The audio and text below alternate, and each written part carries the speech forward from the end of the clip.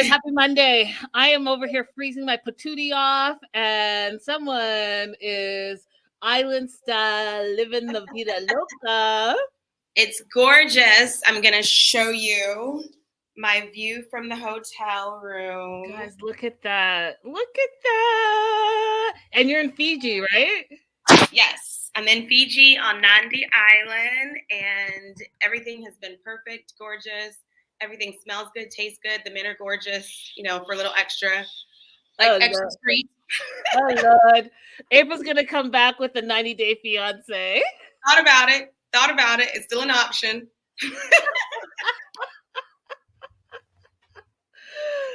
You guys, thank you so much for being here. Gonna get all the other stuff out of the way. Bottom of the screen, you can see where you can support the show. Everywhere at Linda So Girly, as well as super chats, super stickers are available. Don't forget to like and subscribe, you guys. We're here, and that's what it's all about. My channel, as well as we're live streaming on April's channel, Holloway Legal. So go ahead and give that a like and subscribe as well.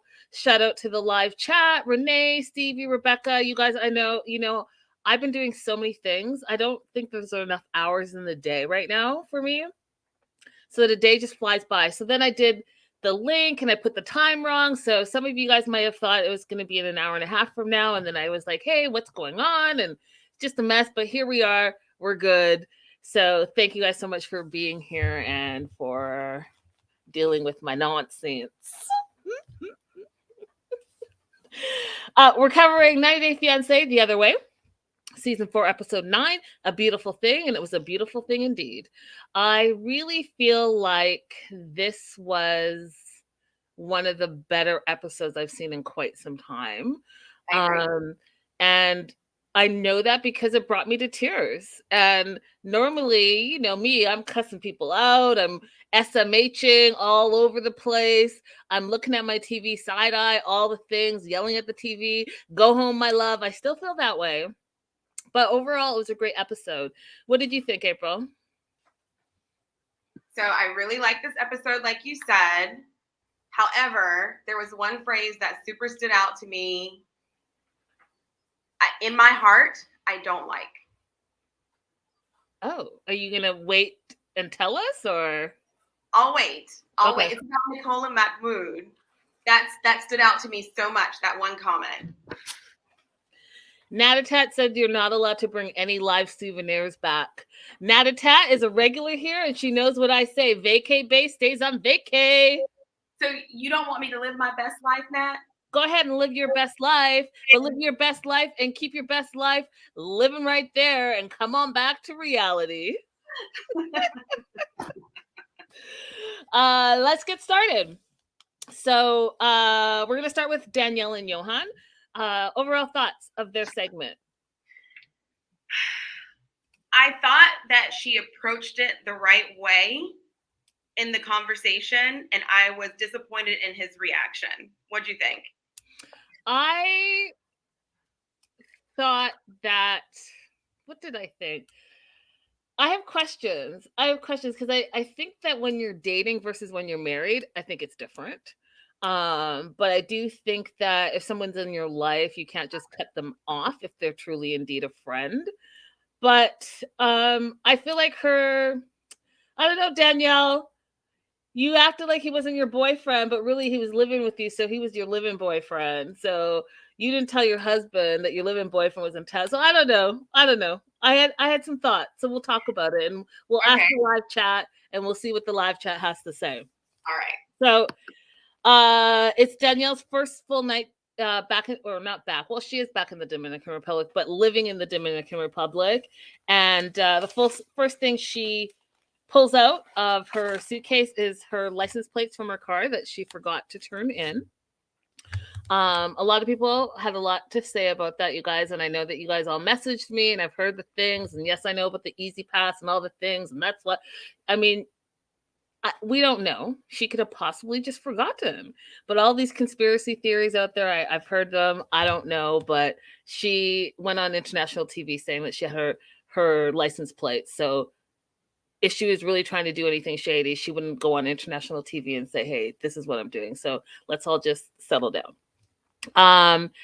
So she does like the apartment that Johann chose. You know that she was looking and she didn't find one, so Johann found one on his own. So good on him for that. But she says, like, you know what? They'll eventually have to move because they have to think about their finances and what they can afford, and she needs to have a home office and all the things. So in the meantime, she's going to go ahead and remove one of the beds of the room so she can build her office. um but it's fine to start their lives there, she says. So that's what they're going to do. And in the meantime, she has, as you guys know from Love in Paradise, she follows the Ifa tradition, and she wants Johann to have a reading with her spiritual advisor, Baba. And, you know, she acknowledges the fact, well, she doesn't really acknowledge it, but she knows that, you know, this is her tradition. She knows that Johann is a strict Catholic, born and raised. So they both have very different upbringings, very different belief systems, all of that stuff. I did appreciate the fact that Johann was open to learning more about what she believes, right? Especially now that they're married. So between Baba and Jessica, who's her mentor, who introduced her to the Ifa tradition, they get on a Zoom type call, and they all introduce each other to each other. We find out that Jessica speaks fluent Spanish, and Baba's going to do a Ifa divination.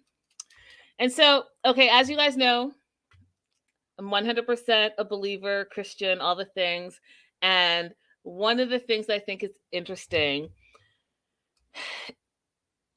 for how I grew up and what I know to be true for me is that when someone is speaking another language, like especially when they're speaking in tongues or chanting, like what language was he speaking was my first question. And someone else is supposed to know how to interpret what he's saying to truly be speaking in tongue, from what I understand.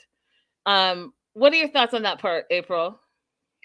So Discovery Plus is not available here, so I had to watch it another way. And I didn't get the translations. Were they showing translations? No, there were no translations of what he was chanting. Okay. So, yeah, no clue. No clue what's happening there. Yeah. No So clue that Danielle understands what's happening there.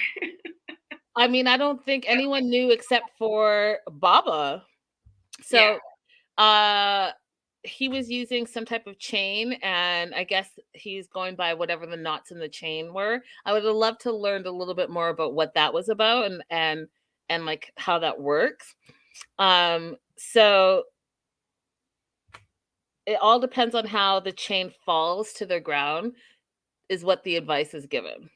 The advice that is given, I mean, I'm not sure what it was, y'all. Well, I don't exactly, like, it wasn't about the faith, it wasn't about the relationship. Here's what happens. Baba says that he knows that Johann came into the world with a crown on his head. So I'm assuming he's saying, you know, he's strong, he's royalty, he's like a manly man, all the things. He wants Johann to remember that life can also be sweet, so he should occasionally taste sweet things. I didn't know if he meant that literally or if he should look at life with more of a rose-colored glasses. Wasn't sure what that meant. Then all of a sudden he's like, careful with your throat. You should be careful eating bones and mushrooms. Now, April, I'm okay with this. I'm okay with this because for me, it's just as spectacular and or ambiguous or as ridiculous as anything anybody else would say in any other religion. I don't agree with you. Tongues in the Christian church, I don't know what they're saying either.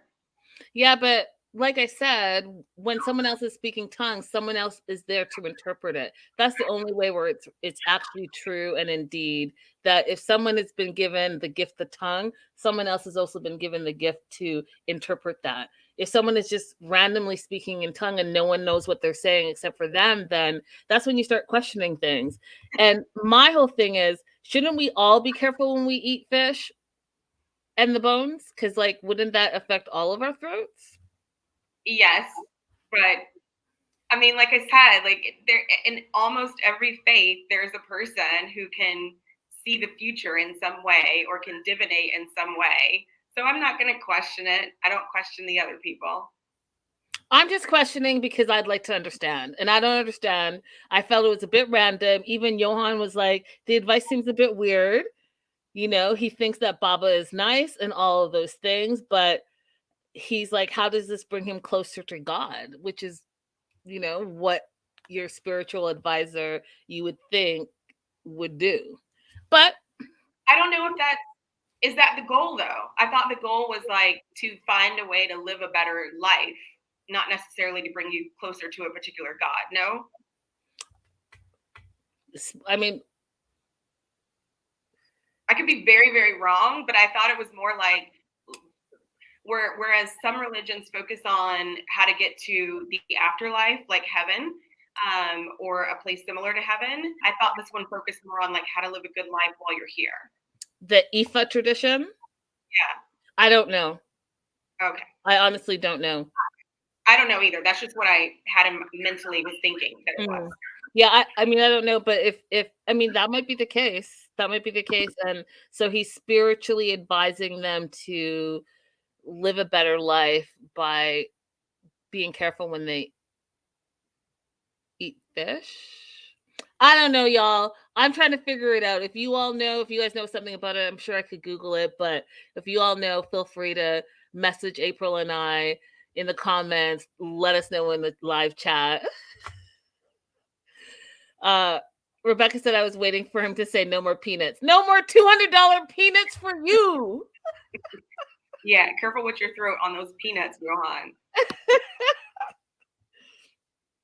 So Johan goes on to talk about that, you know, every person believes a different religion, he says, a different faith.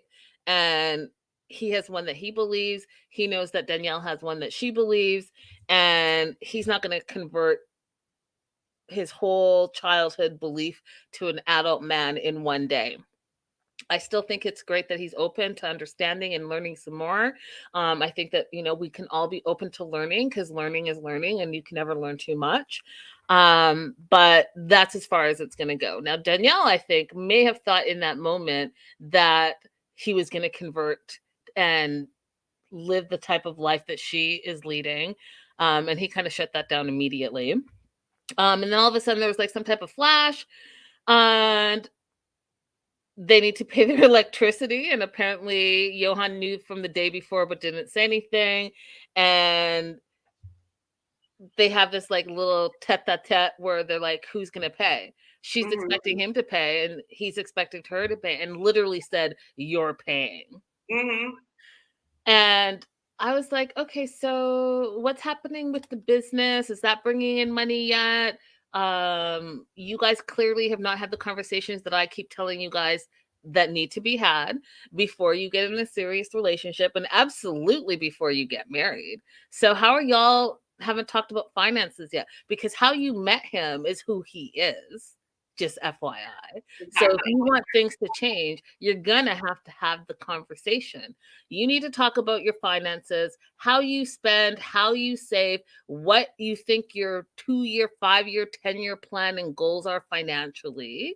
You need to talk about sex, how often you have it, how often you want it, what type of sex you enjoy versus what you don't enjoy. You need to talk about kids. Do you want kids? Do you not want kids? Do you think you might want kids in the future? You also have to talk about your faith and your religion, what you believe. Do you believe this or do you believe that? Do you believe nothing? Do you believe whatever it is? And then take that to the next step and be like, well, I also believe X, and therefore, if we have children, I want our children to believe X as well. Whatever the case may be, how can you not have those conversations? So that's how your lights get turned off, because who you think one person's paying and the other person thinks the other person's paying and no one's paying. Yeah, but I put this a little bit more on Johan because he could have at least said a few days ago, hey, the electricity bill is coming due. What's the plan for that? Like, how do you wait until the day that gets cut off? I mean, true. He's the local and he knew about it, so he should have said something. And even better, he should have just paid it. She just got there. She's not just the meal ticket, right? You guys are both living there. You're both going to be using the electricity, so just go ahead and pay it. Like, why are you expecting her to pay when she literally just got there? Okay, she is kind of the meal ticket though, because she even said at the beginning, I don't know if it was Love in Paradise or 90 Day Fiance, that he doesn't even offer to pay when they do things together. He just Right. waits for her to wallet out. Right, which we knew about, but she also knew about. You knew who he was when he presented himself, and you knew his financial situation. Bobby says, "Aw, thanks, Bobby. Look at you two pretty ladies. 100% facts." Vanessa says, "I don't know if anyone watched Pillow Talk for this episode, but it was questions." And Natatat says, "Linda, I remember you telling her about those 4 things she needs to discuss with her partner." And that's that. So, because Johan let this electricity go, Danielle feels like Johan is not taking the initiative to create the life he wants, which also is in line with what she believes and how she lives her life. I don't know. What do you think about that, April? What do you think about that line? This line was a little bit confusing to me because Johan seemed to have a direction. Go to the US, get a job, take care of my family. And now he's having to make a new direction. So I'm not, if she was to say exactly what she expects him to do to create the life that he wants, I don't really know what he would say at this point. It seems like things are kind of up in the air for him. I feel like it's up in the air for both of them, really. I mean, she's said that she wants to live there in the Dominican Republic. But he hasn't said he agrees to stay. So his stuff is still like up in the air. So what permanent plans or direction is he supposed to be moving in right now? Agreed. Oh Lord, y'all in the live chat, I cannot right now. So they're gonna have to figure that out. But in the meantime, she wants to go out for drinks and dancing because it's their 1-year anniversary of when they met in the Dominican Republic. So she wants to celebrate, and they go. And one of the things that I found out from the official TLC Twitter page is the fact that they were actually at a car wash, and it's very common in the Dominican Republic to have drinks at the car wash, and so that's where they were having drinks. And Danielle's like, you know what? We have a good life. We communicate, she says. We have an apartment. We've been together for a year. We're married now. And your wife is in the same country. Those are all things to celebrate. And Johan's like, well, I want to get to the real stuff. He didn't say that, but he sure went straight to the real stuff. He's like, you know what? You have to change how you express yourself. He says you get mad at everything. You shout, you cry, and you just need to take a step back, take a breath, and think about what you're saying. And to my absolute surprise, she's like, I know. And she agreed. I was shocked. I'm not shocked. I think people can admit their faults when they're presented in a non-confrontational way. I was shocked. I thought they were about to have a fight, but she acknowledged it, which was so big on her part. And it went to me believing, yes, they are communicating, because if you can take constructive feedback, your partner is saying, hey, this is what I don't like about you, or this is something that makes me feel uncomfortable. Can we discuss it? That's a big step moving forward, considering you guys are fighting yesterday about the electricity. I just think it was a big step. And then she says, well, that she needs him to change as well. And this is where I need you all to chime in. There's a bunch of you watching. Some of you are in the live chat. Definitely jump in on this live chat because I'm very curious. So she wants him to change the way that that he doesn't like her having male friends, right? And so they go back and forth with that.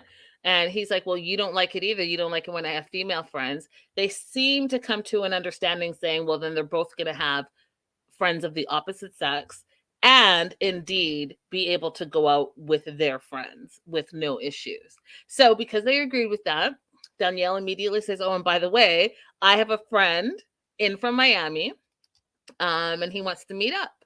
And Johan, you could see like his brain kind of twirling. He's like, what friend?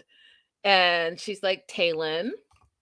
And Taylin, we find out, is her. At first, she says they used to just kind of kick it, but he used to live with her. That was your live in boyfriend, Danielle. If you're like whamming and bamming it and you live together, that's your live in boyfriend. Whether you have labels or not, that's how people are going to take it. And that's definitely how Johan took it. He's like, well, wait, that's your ex boyfriend. So we find out that her ex boyfriend, Taylin, I'm going to call ex boyfriend because that's how I take it too, was in town on vacay in the Dominican Republic, DM'd her, wanted to see her, and wants to go and meet up. So she took it to her husband. She said, she was honest. She said, hey, I'm married now. I'm living in the Dominican Republic. I'm going to ask my husband if he's okay with it. And if he's comfortable, then yeah, no problem. Johan is absolutely not comfortable with it. He thinks it's weird. He thinks that exes cannot be friends. He thinks that it's weird that Taylin, who I'll show you here, wants to see Danielle specifically, and then Danielle's the one that invited her husband to join them for lunch. Now, so my question to you guys all in the live chat and to you, April, is can exes be friends? Absolutely. I think exes can be friends. Of course, like several factors are involved. But if you are a person who is able to communicate efficiently and that relationship just didn't work out for other reasons, but you still see some good in them and they're able to be a friend to you, then why not? I think it's okay to accept that the relationship part of it didn't work out and you can still be platonic and support each other in some ways. And I don't think it's weird for them to meet up in another country. If ever I have a friend who ends up in the same country that I'm in when I'm traveling, it's just kind of cool to see somebody out of the country. Agreed. Bobby agrees with us as well. I think exes can be friends. I am friends with quite a few of my exes, and I don't think it's a problem. And let me qualify it before you all come and talk crazy to me. I think that it has to be a situation where there has been some years apart, some time apart, and you have no residual feelings for them. You broke up amicably or not amicably, and you don't want to get back together with them. If there are any feelings like that, then you can't be friends. But if it's purely platonic and for whatever reason it didn't work out and now you guys still are in each other's lives because you've been in each other's lives for X amount of years, then I don't see a problem with it. And I appreciate the way that she said to him, I'm married and you can be both of us. Or he said, well, can your husband come? Or however it happened, she didn't say, I'm going to go meet him by myself. So I don't know what else she could have done in this situation apart from waiting for him to meet with a girlfriend first before she would ask about meeting with a guy friend. Yeah. I'm still curious. So we had one answer in the live chat. If you're watching the replay, let me know. Can guys and girls be exes be friends? Can exes be friends? What up, Dasha? What up, Raydella? And so Dasha wants to put a part 2 question in, but what if your partner has a problem with it? I would ask, what is the issue? What is the problem? And see if there's some conversation that we could have. Like if let's say, for example, they say, well, I don't think that person intends to be platonic. I think that person has other intentions. Then you can ask where that came from. Or if they're thing is, I don't like the way that person talks to you. They still use endearments when they talk to you, sweetie, honey, baby. Then you can have a conversation about that. But I would ask specifically, where is the problem coming from? And then judge whether or not the relationship is worth it. Is that friendship worth going further in this conversation, or is it not? That part. So Johan doesn't feel comfortable with it. He really doesn't believe exes can be friends. He thinks that Danielle's acting crazy, calls her nuts, and says things are different in the Dominican Republic. And he feels like he will be disrespected if she goes and meets up with her ex-boyfriend. I agree with April. And I think that to answer Dasha's question, if your partner has a problem with it, you really have to feel that out, because does your problem that's that part. Does your partner have a problem because it's a jealousy issue, which is really about them, not you?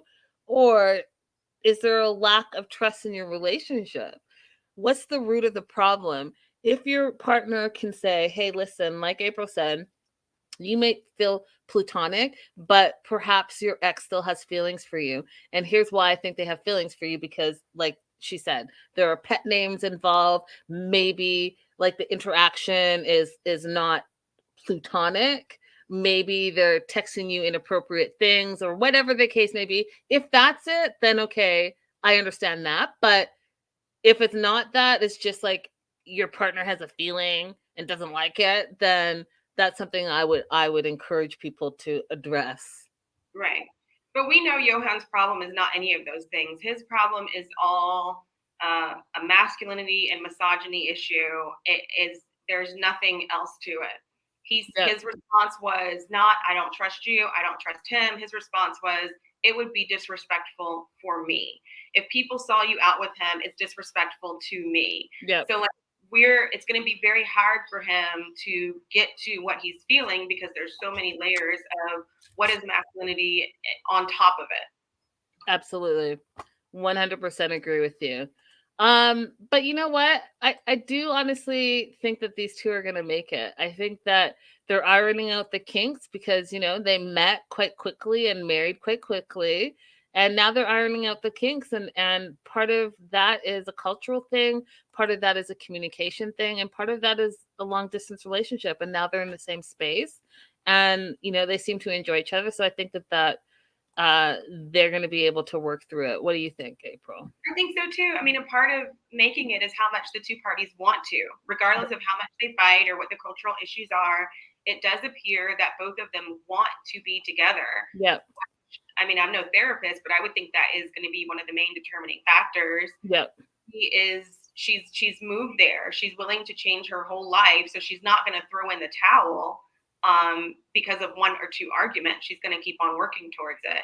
And he's shown, even though he has some issues that I would place all in the masculinity category, he's also shown that he's very open to practicing or learning more about her religion and sitting down and having conversations after a conflict. So I have high hopes for them too. Yeah, 100%. Let's move on to Mahmoud and Nicole. Your thoughts on their segment?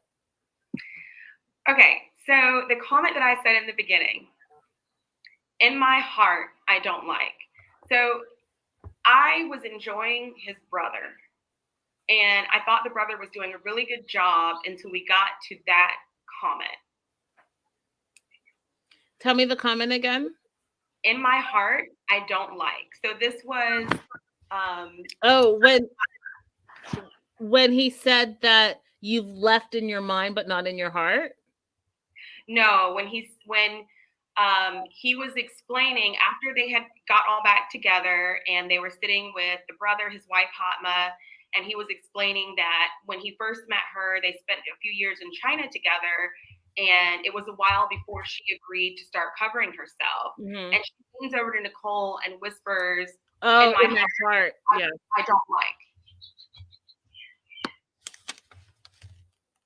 And so I'm like, before I was thinking, oh, he took these steps to educate her, and she's a true convert, and she made this decision on her own. And in the end, I was left thinking, oh no, she was manipulated into this. Was that how you took it? That's how I took it. Manipulated into it? If you're telling me that all these years later that it wasn't really your choice, like in my heart, I don't She like didn't it. say that though. She just said, I don't like it in my heart. She didn't say I was manipulated into it. I know she didn't say, and she wouldn't say that. Why would she use that language? She wouldn't say that. But if that's how she feels and she's saying it out loud and her husband is not acknowledging it, then I think that there was a problem somewhere along the way. Why should we be doing anything as a daily routine that you in your heart don't like?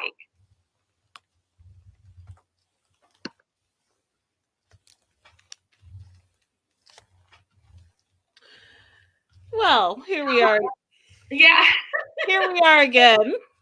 Here we are again. So I personally think that okay, so I didn't take it that way. I didn't take it that way, and I think that if she felt manipulated, she would not have left China and continued to live in Egypt with her husband and children. I think that she may not like it, but there's a lot of things in relationships that you do not necessarily like, but you compromise. And I think that she knows that it was important to her husband, maybe less so to her. And so, in order to, give and take, she gave a little in that relationship, and I think that that's okay to do in a marriage. Oftentimes, there's some things that in past relationships that I didn't like I don't like the fact that you leave the toilet seat up, I don't like the fact that you're doing this, I don't like the fact. And is it worth that same fight day in and day out, or are you going to say, you know what, I'm going to give in a little bit here and I'm going to take a little bit here? That's how I see it. Hilda says, hi, Lynn and April. You're too funny. Yes, we agree to disagree. It's all love, though. So thoughts, April, on that? Any thoughts? Yeah. So in the beginning, I really applauded Ahmed. How did you feel about the way he intervened in that conversation? So let's talk about all of that. So Nicole sitting all okay, so first of all, you guys, Nicole, can you just go home? Go home, my love. Just go home, my love. Because I honestly am really confused by you. I'm confused by all the things. I'm still confused about what exactly you freaked out about from last episode. And you said he's nitpicking behind the scenes, behind the cameras, and all this stuff, but you don't say exactly what he's nitpicking about. Because if it's about your clothing, he's been very vocal and open and up front. So I'm still confused what exactly it is that you literally freaked out about. And everyone is coming for me saying that he's the problem, he looks this and he looks that. But she did put hands on him first. And I went back and specifically watched it because everyone's like, no, he grabbed her first. No, she puts hands on him first and then he grabs her wrist. None of it's okay, in my opinion. You keep your hands to yourself.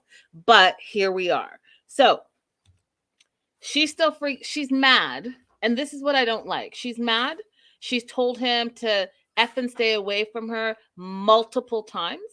She's told him to leave her alone multiple times. And so he leaves her alone. But in this episode, she's mad that he left her alone and didn't expect him to leave her there, quote, stranded in, quote, some hotel, in, quote, some weird country where she doesn't speak the language. Now, this is pissing me off because, first of all, weird country, have some respect. Second of all, you've been there. You said you lived there for 2 months. So what are you talking about, weird country? Third of all, it was your choice, Nicole, to go back to said weird country, and you did it on your own. Fourth of all, you're in a hotel in a major country. Okay. Someone is going to speak English. So why don't you use your big girl pants and figure it out for yourself? Because this whole damsel in distress and oh my God, I can't believe he actually listened to me when I said leave me alone. He actually left me alone is BS, in my opinion. Yeah, she definitely ruined my momentum. My argument for you, Nicole, was solid until we came back this season. I mean, this episode, and you're upset that he actually did leave you. The only thing I could think of was that she expected him just to be waiting in another part of the same street that they were on while she calmed down and not go all the way home. But yeah, you're making it hard for me to make an argument for you, and I was strong on your side. You were strong and everyone was against my side, but I'm going to tell you this, and this is why I stick to what I stick to, what I believe. So I know this is not the same thing, but it's the same thing in this, okay? And it's going to seem harsh, but I really want you guys to all understand what my point is. We were just in Women's Awareness Month, celebrating women in their entirety. We've seen all the things that go on TV, and I can just go off on what I've seen just alone this week. And so this is going to sound harsh, but it's for a reason. So when I grew up, there was a phrase, no means no. Okay. That's it. There should be no other conversation. No means no. So when a woman says something, you should believe her. So in this situation, when Nicole's like, leave me the F alone, leave me alone, leave me alone, leave me alone, and literally buck wild in a frenzy over it, and the man listens to what she's saying, you then turn around and, in my opinion, minimize the voice of women, make us seem crazy, because then you're like, well, I didn't actually think you were going to do what I said I wanted you to do. It's trash, it's immature, and I didn't like it. That's it. I didn't like it. So what is he supposed to believe? So the next time you say you're upset about something, should he believe you're actually upset, or are you going to change your mind in 5 seconds? The next time you tell him to leave you alone, should he actually leave you alone, or are you going to change your mind and be upset with him the next time? So you're setting the precedent. And since you're not solid in your decisions, he's not solid in your decisions. And guess what? He's going to continue to question your decisions because he can see he can do it because you don't stand firm in anything. And what's the saying? If you don't stand for anything, you fall for everything. That's it. Oh, I thought you were going to say like Chicken Little cried wolf too many times. Even that, whatever, all same thing. We're getting to the same thing. My point being, Nicole, I don't know if you need to go on a eat, pray, love tour and figure out as a 40-year-old woman who the fuck you are. And yes, the emphasis is there, but something needs to happen because you're not acting any more mature than I feel Mahmoud is. And I don't think Mahmoud is mature at all. And I'll get to him too. But my problem from a fellow female is this. This is my problem with you right now.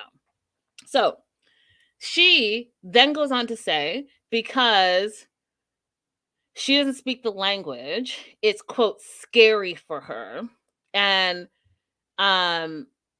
she's also worried that she's not going to be able to be with her husband because she loves him so much. Okay.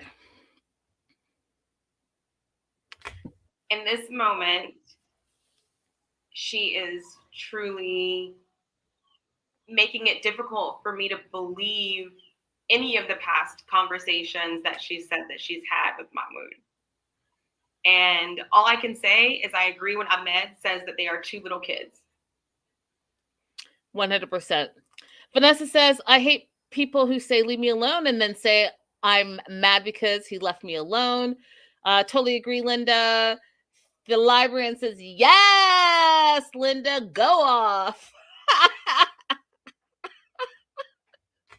So she starts crying because, she has been the victim this whole season. And she thinks that he's a different person when he's stressed out. And every time they're together, it's intense all the time. And all I had to say was SMH. Are you kidding me right now? He's a different person. You showed up as a brand new woman. You are not the same woman that he married. You decided, and granted, change your mind about whatever you believe. But again, what is it that you believe? That's my problem with you, Nicole. You believe one thing one day, and the next day, not even the next day, the next 10 minutes, you believe something else. That's a good question. They could start with just that question you said. What do you believe right now? What do you believe in? And then him say what he believes in, and see if they can start over there instead of starting in the middle with what clothes do you want me to wear? Yeah, what do you believe? What is it that you want in this relationship? What are your goals for this relationship? What are the goals for yourself? What makes you happy? All very basic things that should have been, hey, this is date 101. Date 101, let's knock out the basics. So I think the disconnect or the problem is that the questions you just asked are not questions people generally ask themselves. Like, a lot of people don't take the time, or maybe don't have the time to do that kind of self-discovery. And then it just shows up in the conflicts they're having in their relationships and their workplace and everything else. Well, I feel like Nicole has not had one conversation with herself ever. That's it. That's how I feel. I feel like she's been floating through life. She's a designer today. She's an Uber driver tomorrow, which is fine. Live your best life. But then when you're confronted, you're going to have to either stand up or get rolled over. And if you don't learn from any lessons life has to teach you or any mistakes you make and you continue to make the same mistakes, I can't feel for you, because how are you not learning? You're going to continue to do the same thing and expect a different outcome. It's bizarre. And this is the first time I've gotten tired of her whole deer in headlights. Oh, I've been, as you can tell, I've been tired. Everybody else has like been commenting about it, and I'm like trying to give her the benefit of the doubt, but I'm totally over it. You caused this entire situation. Now, I'm not letting Mahmoud off for what I think he was insinuating when he said that comment about if she was Egyptian, blah blah blah, trails off. But she baited him into this argument in the street, which is already like a big no-no to have an argument out in the open like that. And then told him to leave her alone, got left alone, and then got upset about it. Yeah, doesn't make any sense. So Ahmad, the older brother, comes through because he is like, that is not what we do in Egypt. What we're not about to do is leave your wife somewhere. So let's go together and let's figure out what's going on and let's bring her home. And so they go back to the hotel. Ahmad sits with Nicole and asks her very calmly and very directly, how are you? And she freaks out. And this is where I knew, like, you're unstable because you're not fighting this dude. And I get you're all the way up here, but you've had time alone to sit with your thoughts and process your thoughts. Why are you still up here? And is exactly what he basically said. He's like,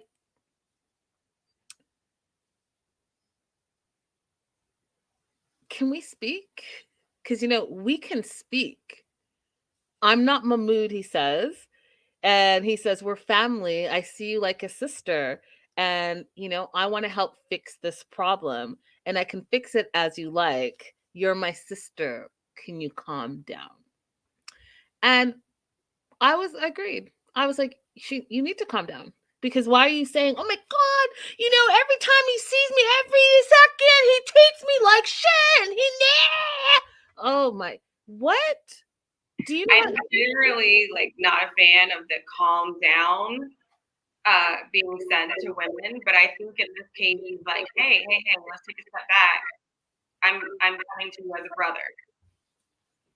She needed to calm down.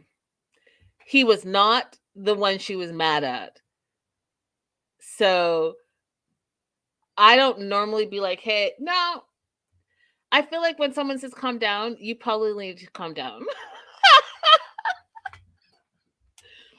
Um, so then she gets into the fact that she doesn't like all the rules. She feels like he doesn't let her be herself. And Ahmad says, in the first year of my marriage, we had very similar problems, and my wife and I fought a lot about a lot of things, and it takes time. And overall, my brother's a good guy, and he has a small mind. His mind is small, and he's probably not a great communicator, good with his words, he said, when he's angry. Um, but he knows he made a mistake. So should I go get him? Can you guys sit down and have an adult conversation? Like, can we do that?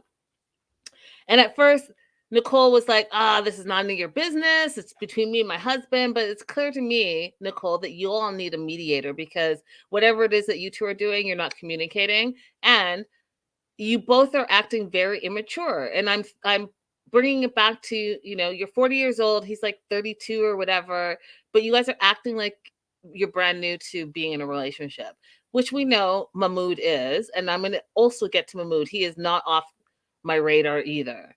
But right now I'm stuck on Nicole, because Nicole, you're supposed to be representing women, and you're representing them poorly right now in your words and actions, in my opinion. So they go get him. They go get Mahmoud. They all sit down. So it's Mahmoud, Ahmed, and Nicole. Ahmed continues to say, in Islam tradition, the woman is the queen at home. And I really wish that he elaborated on that, because I'm not really clear on what that looks like. What does the queen look like at home, considering all rules and regulations that are necessary in that belief system? So I'm just curious. It's not like a judgment. It's just like, I'm curious, what does that look like? Because being treated as a queen is different for different people. So I'm just curious, what does it look like there? What does it look like in Egypt? Then Ahmad goes on to say that, you're never supposed to leave your woman. But Mahmoud has no experience. This is his first girlfriend, his first wife. And so he's like, you know what, brother, to Mahmoud, you need to go and sit down and fix this. And as your elder, I'm telling you that she's our guest here in Egypt. We need to make her feel at home. And also, she's considered family. She's your wife now. Now,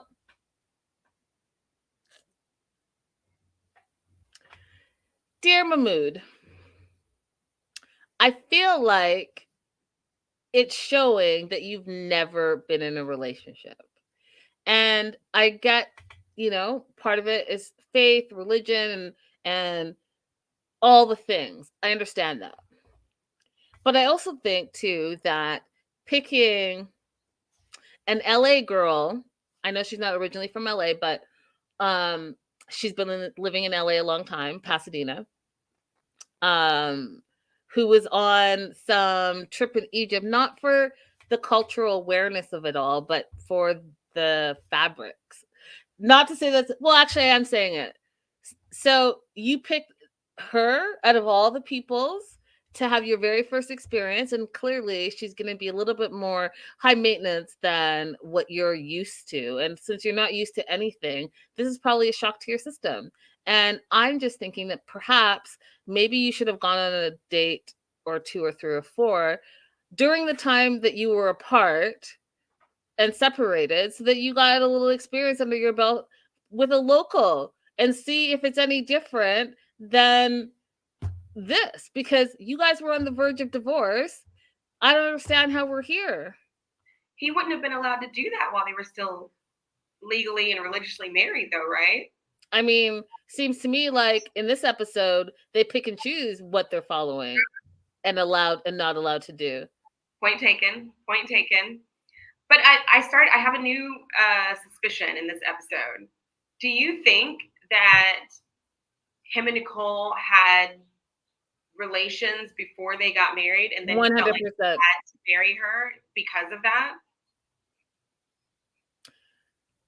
I feel like they had relations before they got married. Do I feel like that forced him to Marry her, no, but I do think that, I mean, think about your first time. Think about your first time. You're in love with that person for the rest of their life. You will remember that person's name for the rest of their life, most likely. If you had like a great experience and that was your thing, you're always gonna remember. So it's a little bit of, and plus he's like 32. So yeah, he's like sprung.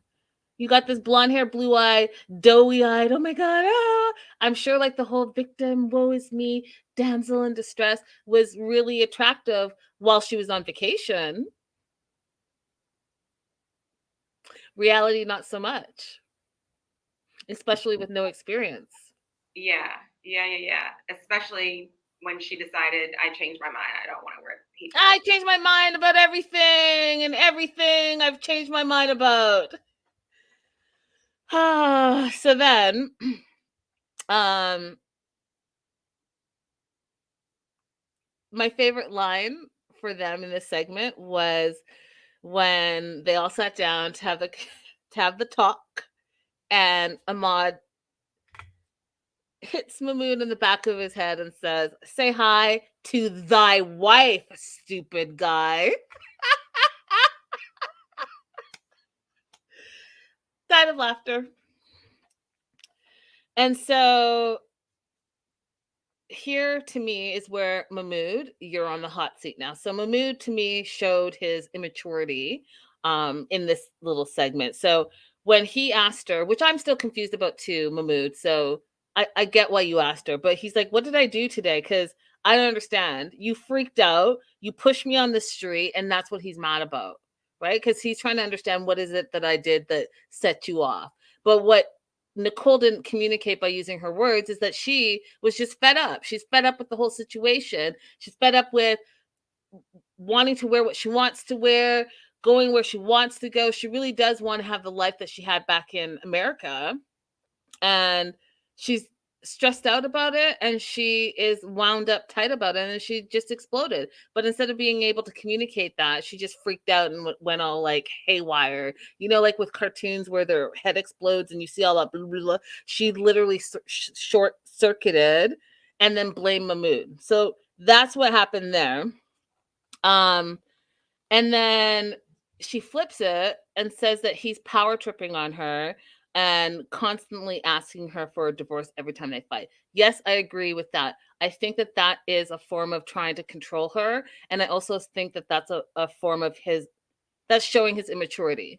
Every time you fight, it's like when you're in a relationship, just dating someone, and every time you fight, they're like, oh, I want to break up with you. I want to break up with you. Well, you're an idiot, because a fight is not going to make you break up every 5 seconds. And if that's the case, if you think that every time we disagree, we're going to break up, then you're not the person for me, because you clearly are not mature enough to understand the difference between a fight and a breakup. April? Exactly. It's actually one of the signs of domestic abuse when somebody is constantly threatening some serious like legal action against you, and that a divorce is a legal action. Agreed. So he apologizes after his brother says, stand up and apologize to her. And so he apologizes. And the way these two throw away, I'd love you. I love you every 5 seconds. It's like, it's not nauseating in a cute way. It's nauseating as like, do you even know what that means? Do you know what that means? Because like, that's not solving your problem. Your world is exploding in front of your face. Your relationship is in the gutter. And just saying I love you is it's not going to fix it. It's weird. It's like, I don't care how many times you say I love you. Talk about the issues in your relationship and get past them. Use your words to communicate so that you all can do better and have a better relationship. You know what it reminds me of? When you're like 12 or 13 on the phone with some guy and you both keep on just saying, what are you doing? What are you doing? What are you doing now? What are you doing now? Yeah. I love you. I love you. Idiotic. So she makes the truest statement that she's made all season, as far as I'm concerned. She says she wants to live and dress how she wants. She wants to have freedom And he says, well, I'm Egyptian, I'm not American, and I told you what I needed to marry you, which is true. So his stance never changed, right? His stance never changed. He said exactly what he wanted. She knew, and mentions that she probably jumped in too quickly, but she knew what he wanted. She knew who he was, April. He has not changed who he is. Yeah, I think the only thing, the part where I can see her struggle is that once she said, I don't want to do this anymore, he said, okay, let's find a compromise. But his compromise is just, I'll find a slow way for you to do what I want you to do. It's not what I would consider a compromise. So I think that's what the struggle is. She's like, wait, we have to talk about this because we're supposed to be finding a compromise. And he's just like, no, you just wear the hijab.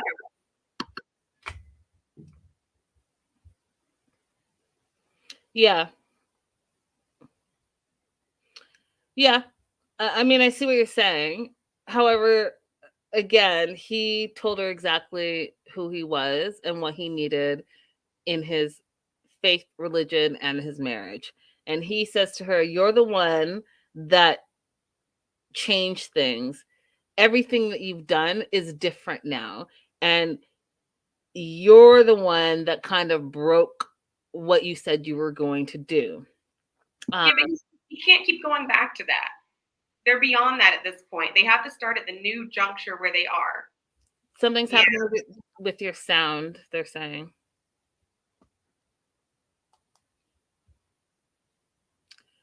But they're not in a new juncture yet, April, I don't think, because they haven't addressed the issues. You know what I mean? So they're not going to agree. They both decide, hey, listen, I'm not changing and I'm not changing. Fine. So what are we going to do? No one wants to change. So she's like, accept it or not, this is who I am. And if you don't accept it, then I want to go home. Which brings me back to Nicole. Just how April just said, threatening someone with legal action is a form of domestic violence. I personally think the way that she continues to threaten to go back to America is emotional abuse.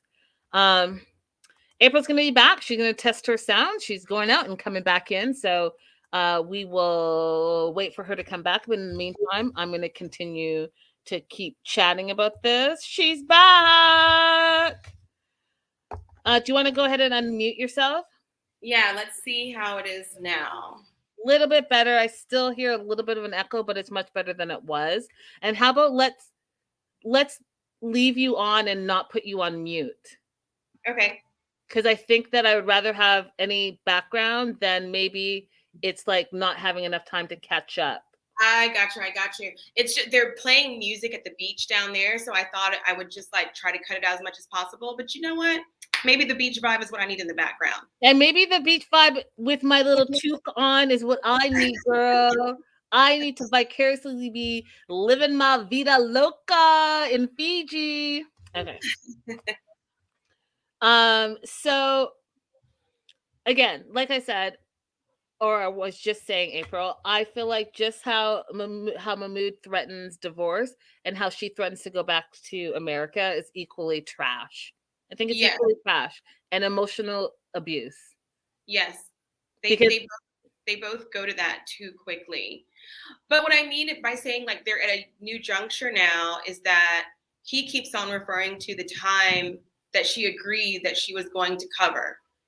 And they're beyond that at this point. She's saying, I don't agree to that anymore. So they're beyond that. And he has to deal, either he's going to deal with the new reality and they're going to find some compromise, or they're not, because it's pointless for him to keep going back to that. She has said that she doesn't agree with when she said that anymore. That's fair. It's unfortunate because that's what he wanted, but it's kind of similar to me as couples who agree that they don't want to have any children, and then one decides they do want to have a child.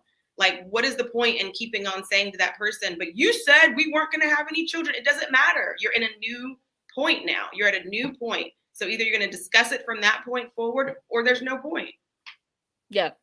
Yeah, you're right. I mean, you're right about that. You're right about that. But he wants no part of it. If he's going to have to live his life this way and constantly fighting and bickering and all that stuff, he's like, I'm willing to let her go. And that's what he says he's going to do.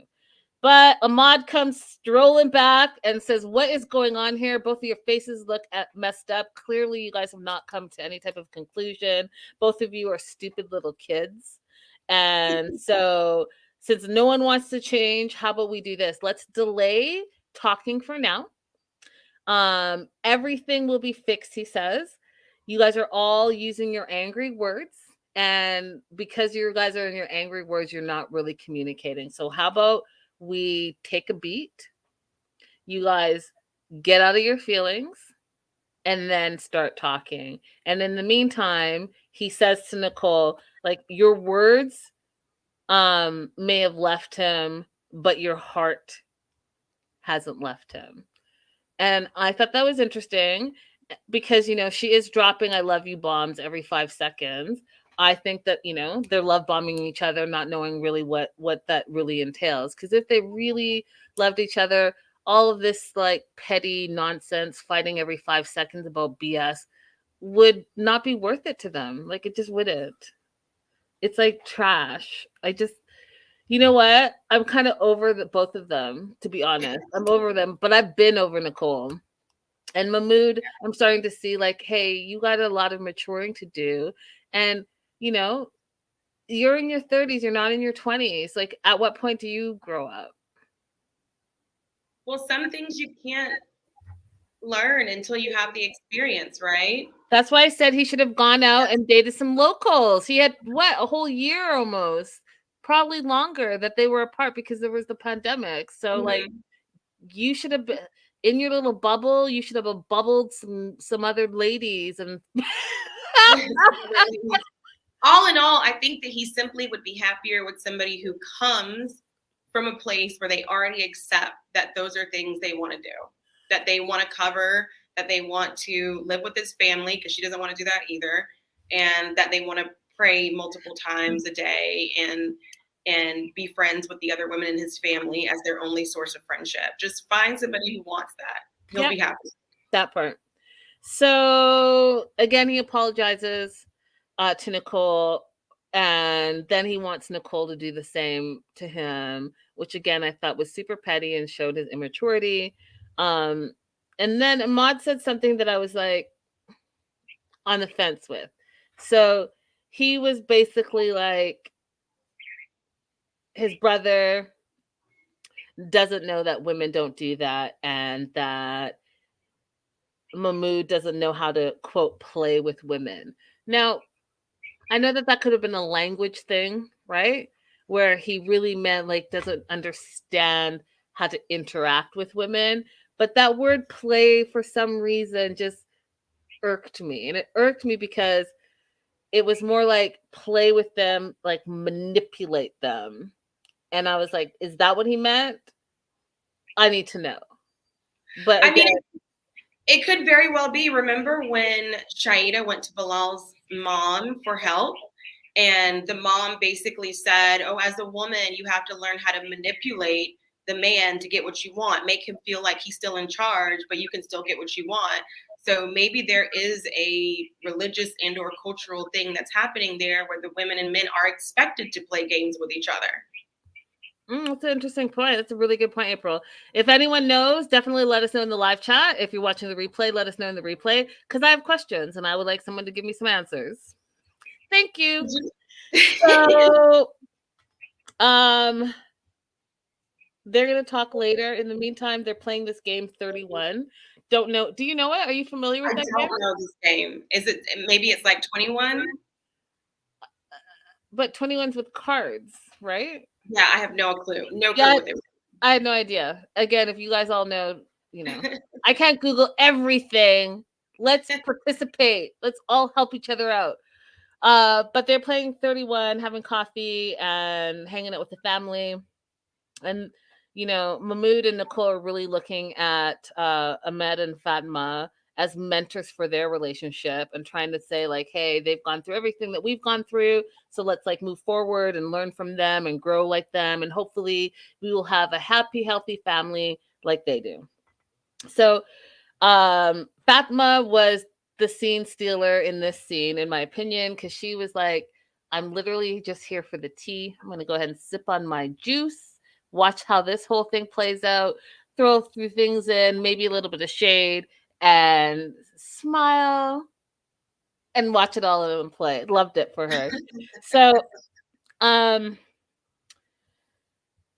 Nicole's asking Fatima like all these questions, like, did you always wear the headscarf? Fatima's like, I didn't wear it at first when we were living in China, but then when we moved to Egypt, I wore it. And then whispers to Nicole that in her heart, she doesn't really like wearing the scarf because it's hot to her, but she wears it. And that's where April and I had that conversation. And, you can, if you missed it, go back and listen in the beginning, but we are agreeing to disagree and we're moving past it for now. We do find it a big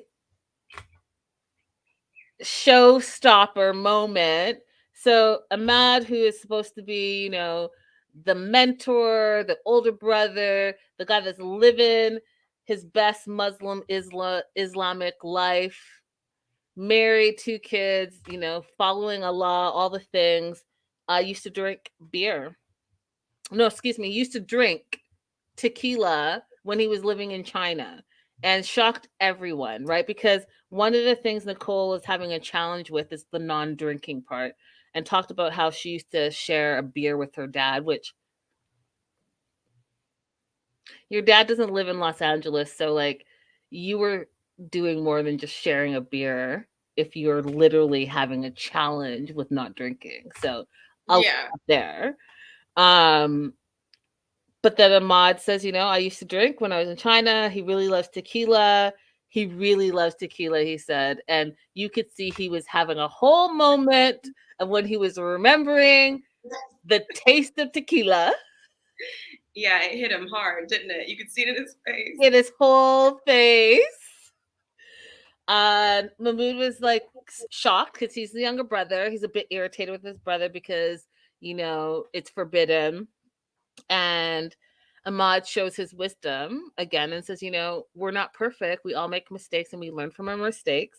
And, the only person that's perfect or entity is God is perfect. So you can always start again.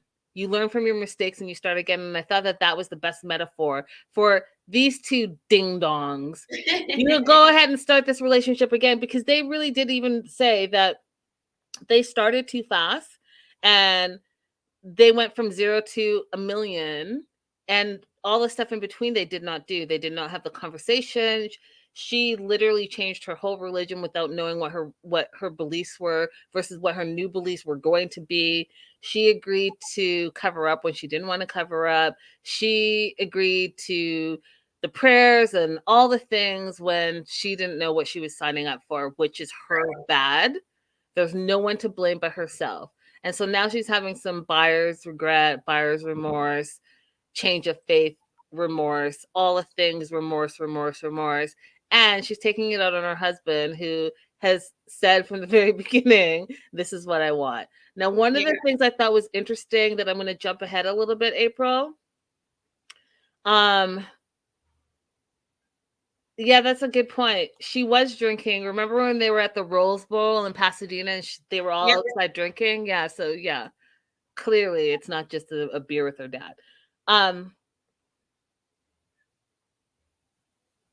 lost my train of thought. You were skipping ahead and you wanted to go ahead and mention. Skipping ahead. So the friend in the sneak peek of next week, when the friend said it's interesting, because that was a question I had too, April, is that if the rules are so strict, I would think that the residents there would look for partners that are already in line with what they believe, because that would take out like less of the stuff. But even Ahmad's wife is from abroad, different religion, all the things, and the friend said something, and I just caught a little bit of it, but that she said like Egyptian men love to get like the foreigners or whoever they like and then change them to become who they want. And I thought that was an interesting comment to make. I've heard this phenomena before. So I remember when Kanye got upset at one point because of the photos that Kim Kardashian posted on her Instagram of her nude. And this whole conversation started, and that's where I read this article that was talking about how men will sometimes go after women who are very free and very independent. And then as soon as they get them, they try and shut that thing down about them. Like the thing that they love, they shut it down because they don't want other men to come along and be attracted to the same thing. Oh, that sounds terrible. It does sound awful, but I was thinking that does account for some relationships that I've seen in my personal life. And then also some celebrity relationships you see where men go after women who are, very sexy and post certain kinds of photos. And then they're like, hey, you're a mom now, you need to change. And it's like, but that's what attracted you. Also, you guys, because I'm so close to the equator and the sun's starting to come down, you have to, I don't know if my camera will be able to pick up how pretty it is. Nope, it's not. Yes, it is. Hello. Oh, God. You see on my face that it's starting to come down. The sunsets here and the sunrises are absolutely gorgeous because of where we are. I see people starting to gather just to sit and watch the sunset. I really feel jealous. I really feel jealous. I will give you all the details because this is one of the cheapest trips that I've actually ever taken. I will give you all the details on my YouTube page. I love it. You guys make sure you're following Holloway Legal on YouTube. She's linked there, going live there at the same time as here. So it should be really easy for you guys to click, and follow. Yeah. But yeah, Nick, this conversation also, one of the things Ahmed said is that because he had traveled around, he had a tolerance, I think, for the way that other people practice the religion. I think that's what he was getting at. We're all jealous, and we're not listening to a word you're saying. Oh my God, April, jealous, jelly. We're all jealous. It'll be you soon. I'm going to tell you how. Okay, don't worry. It reminded me when Ahmed, when he was talking about traveling around and seeing how other people practice the religion and how his brother hasn't had a chance to travel and see that. It reminded me of in Malcolm X's biography when he talked about his first time going to Mecca. Mm-hmm. And so all this time he had only learned this one version, the Nation of Islam. Yeah. And then when he went to Mecca and saw, the way that so many people from different places in the world gather there and practice differently, it changed a lot of things for him. And so I think brother is right. Like if he had an opportunity to have that, Mahmoud had an opportunity for that worldly experience, maybe he wouldn't be so insistent that she has to behave a certain way and wear certain things. Maybe he still would be, but at least he'd be able to see, hey, there are options. Travel changes you. It changes your perspective. I always encourage people to travel because not only do you get memories that last a lifetime, but it also opens your mind. And I would even go on a limb to say that like college or university teaches you critical thinking, but travel teaches you how to communicate, how to mingle and understand one another, and especially people of different cultures, race, ethnicities, backgrounds, religious beliefs, all of that stuff.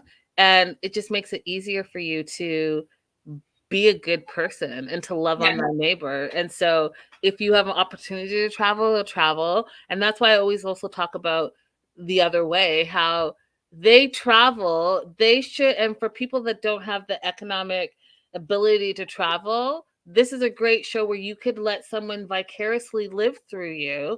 And I really do think that they miss opportunities often when they're in all these amazing countries and don't really show the country.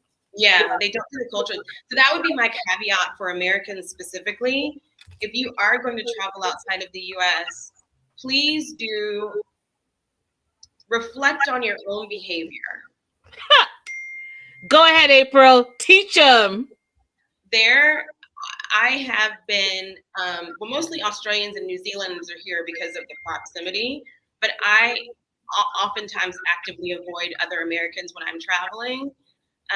So just check yourself, check your expectations on time, on service, and just relax a little bit and please stop being annoying. Yeah, and then also I just want to jump in from the Canadian perspective. Go ahead and stop carrying and putting the Canadian flag and stickers on your stuff when you know darn well that you are not Canadian and you're trying to give us Canadians a bad name. Cut it out. Let's move on to Gabe and Isabel. Yes. What were your thoughts? So I was happy that things went a little better than they could have. But I totally understand. I know a lot of people didn't get it. I totally understand when Gabe was like, "Wait a minute, that was too easy." Oh, we're clearly gonna disagree again. So just be forewarned, you guys. We're gonna disagree. I love this. I have not had a teary eye on 90 Day Fiance in a very long time. And you guys, I'm a wuss when it comes to anything that's just heartwarming. This moment was really heartwarming, and I think that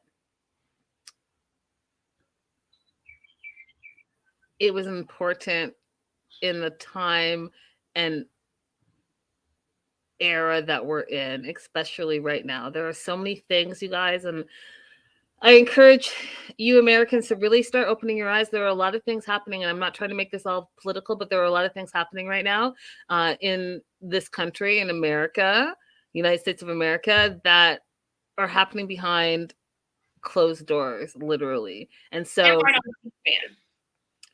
yeah, that part.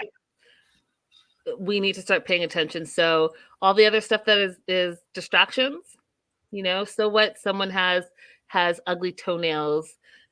You might want to know that there are a bunch of countries that are going to start cutting off US currency. You got to go and find out what's happening in Florida because there are a bunch of bills and bans happening. There's just a lot. So all that being said, I was really happy how this moment transpired. And I feel like Isabel's dad spoke for a lot of us, like, hey, you know what? I don't know enough about this, so I'm going to want you to give me more detail.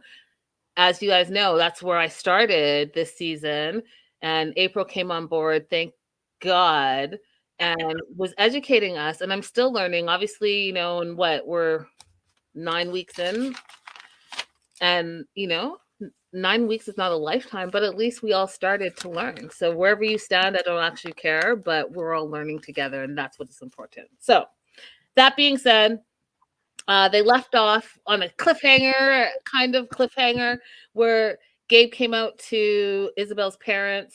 There was still silence in this moment. I'm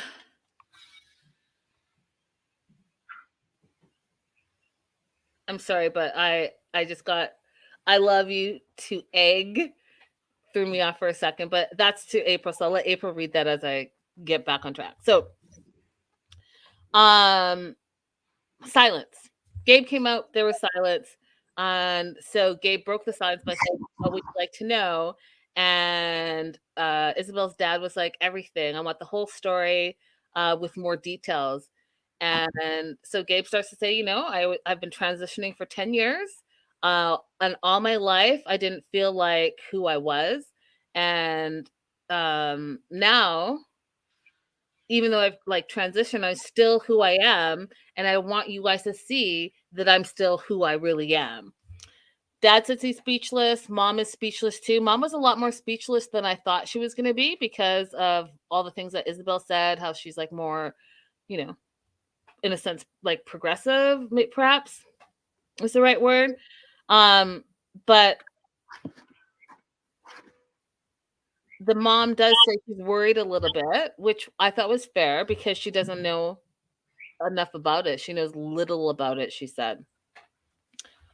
And so Gabe is like a little concerned about that and says, like, what do you want to know? And the mom's like, you know what? I admire people when they're honest. And I thought that that was a really powerful thing because honesty really is a powerful thing. Right. And I know April has been talking about it for the past few weeks where, this is a conversation that you should have had. Start warming up the family and been open and honest and all of those things. And lo and behold, that's exactly what the mom said. The mom's like, I appreciate the honesty. And they were lucky that all the shock part of it didn't, that they were, like April said before in the past, they're on national TV, that they didn't respond in any kind of crazy way. They responded with love and acceptance and all of that. And we'll get to that. Do you want to say anything at this point right now? Yeah, I wavered a little bit on Dad saying he wants to know everything. My initial reaction was, okay, that's positive. And then my reaction later on afterwards was, this is a lack of education that could have been solved earlier. Honestly, it shouldn't be Gabe's responsibility. It shouldn't be any trans person's responsibility to educate anybody from scratch. If you could endeavor to do the initial research on your own, and then you have some specific questions you want to bring up to someone who's close to you and is open to those questions, I think that's fine. But the idea that he has to teach the dad everything from scratch, it didn't sit well with me in the end.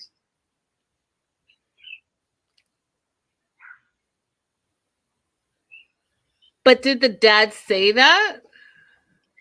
He said, I want to know everything. When Gabe asked, do you have any questions?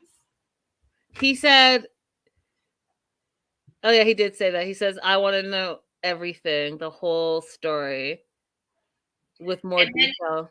But I didn't take that as him saying, I need you to teach me everything about transgender. I took it like he wants to know everything about his journey transitioning. That could be what he means. That he wants to know about his entire, story and history. Mm-hmm. And maybe because Gabe is in this relationship with Isabel, he's completely comfortable with going through that entire story with the family. But he also, I think, would be in the right if he said, I'm happy to answer any questions about who I am now. But if he said, I don't want to take you through my entire story, because remember, his story includes, initially being lesbian and then moving on to transgender and having the surgery. So if he doesn't want to take them through the entire story step by step, I think he'd be well within his rights to say, I don't want to go through all of that. That's fair. I understand what you're saying.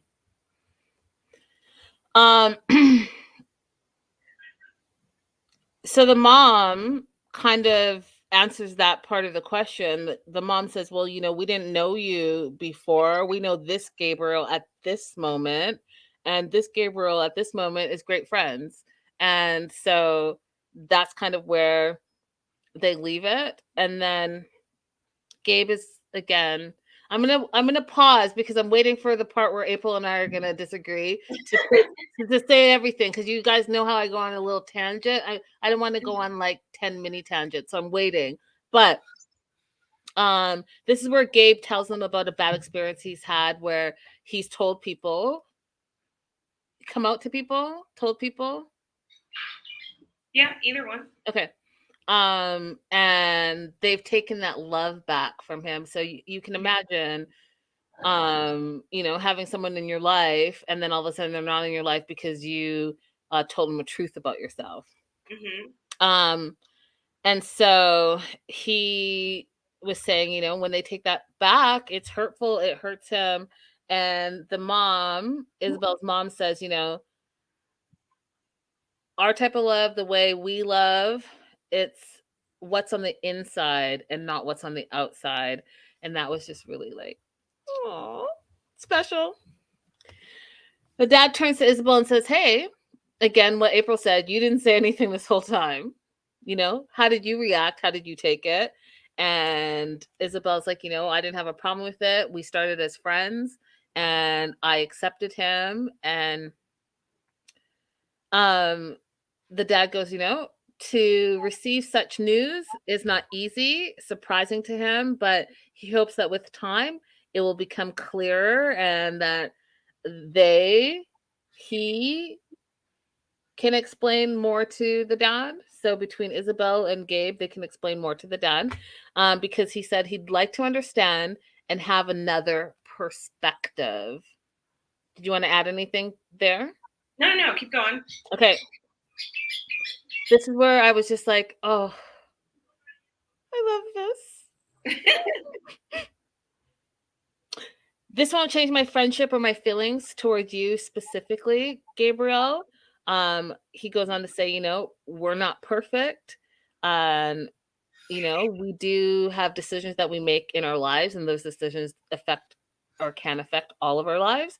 But I'm not here to judge, and I find strength in God, and you should find strength in God and just accept and move forward. The dad goes to camera and says that it's hard to find out that Gabe is transgender, but God has taught him not to judge because he's the only judge. And the dad goes on to say that Gabriel will always be welcome in his home.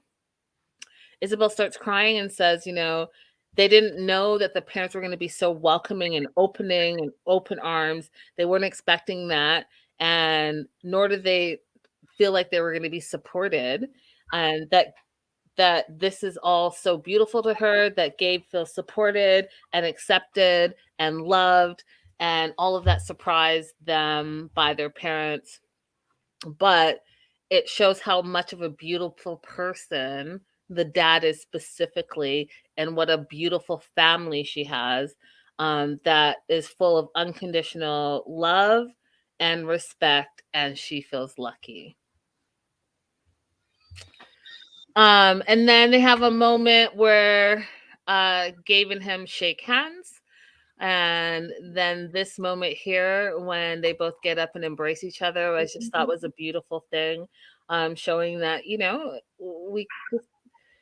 we just need to be more kind and respectful and unconditional and less judgy and less mean and less trolly and all the things. And, life is so short. Do you want to add something here? Yeah, it was a beautiful moment. My cynical nature did creep in just a little bit because I think it's okay to love and accept people whether or not you personally know them.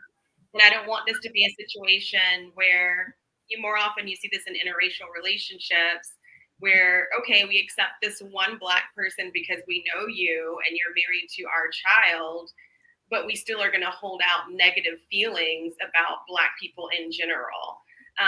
So I love seeing the moment. I love that his parents did actually have a good response. But the cynical part of me is like, okay, but will they still end up being people who are against the interest and equality for other transgender people? That's a fair question. That's fair. So then I talked about how they all held hands at the table and then they cheers with their coffee. I thought that was really cute. Fade to black. It's the next day.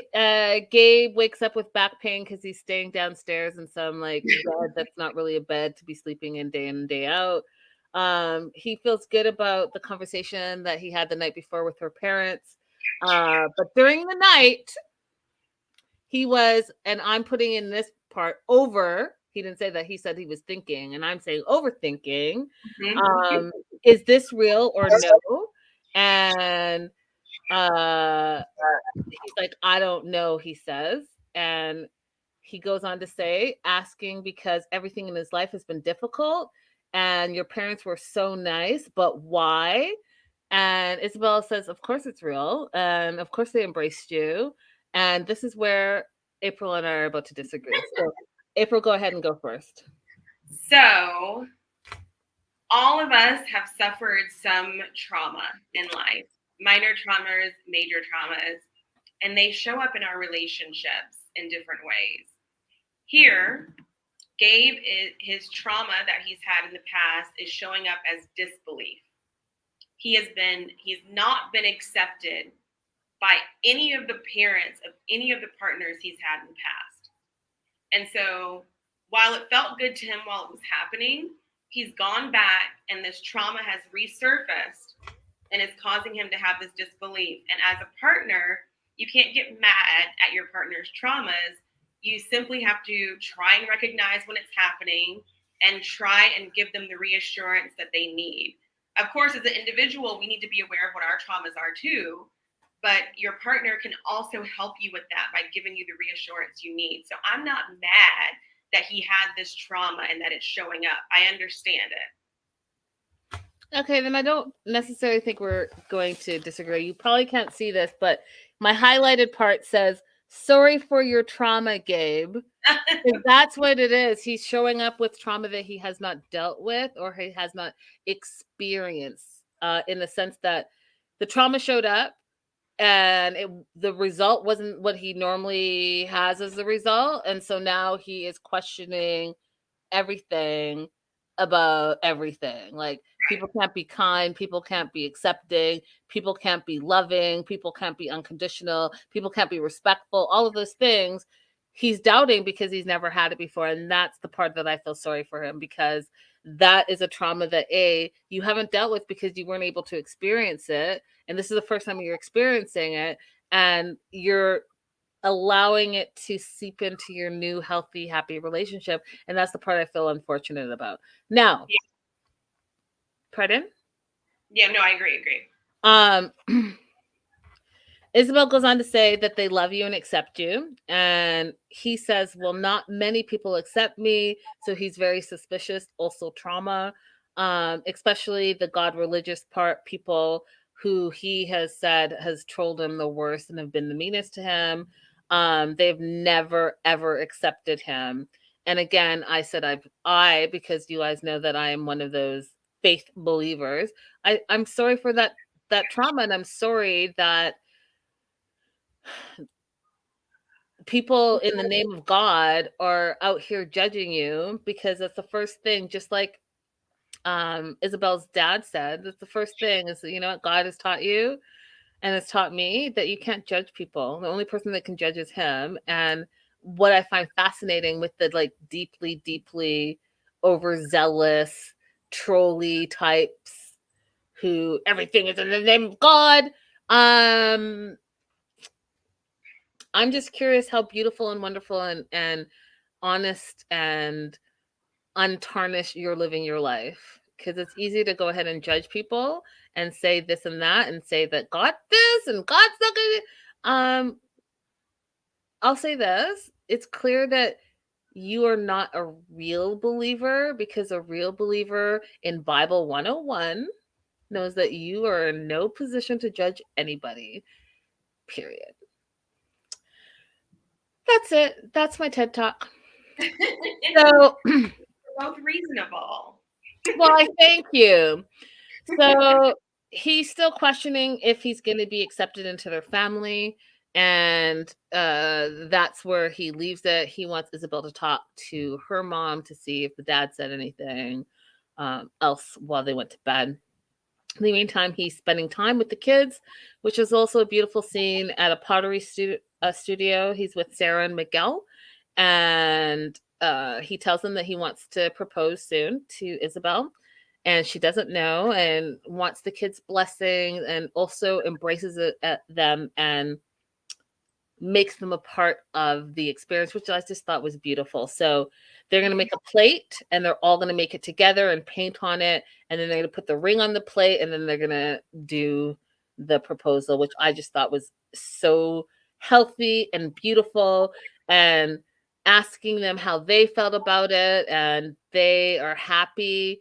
Both Sarah and Miguel love him so much, and they thank him for everything, because remember, he also too has made their life better, because the mom has had a bunch of trash men in and out, as well as he's provided a safe, happy, stable living situation that they're all blessed of because of the relationship that Gabe has with Isabel. So Right. the fact that they had that moment of also thanking him for everything he's done, I thought was quite special. And then Gabe asks Sarah, do you have any advice about, marrying your mom, all that stuff? And Sarah says, make sure you have patience, and make sure you listen to her when she talks. And I thought, all these kids are just always so wise on this show. I wish the parents would listen to them a little bit more often. Right? The younger kids seem to be smarter than the adult children. 100%. With the exception of Jenny's daughter. 100%. So, the other thing that Sarah said that I thought was also important, it was not so much just being a father figure, but also being their friend, right? Which, talks about just the lines of step parents and parents and all of that stuff. I thought that was important too. Mm-hmm. Isabel goes and talks to her mom and wants to know if the dad said anything else after the conversation. The mom has that like silent thing down pat because mom's silent for a little bit. It's like she's thinking about what she wants to say. And she's like, your dad wants to speak to Gabe a little bit more, wants to make sure that out of everything, he's going to be able to provide stability for you. And then Isabel's like, well, what if we want to get married? And the mom said she would rather that they wait to get to know each other more.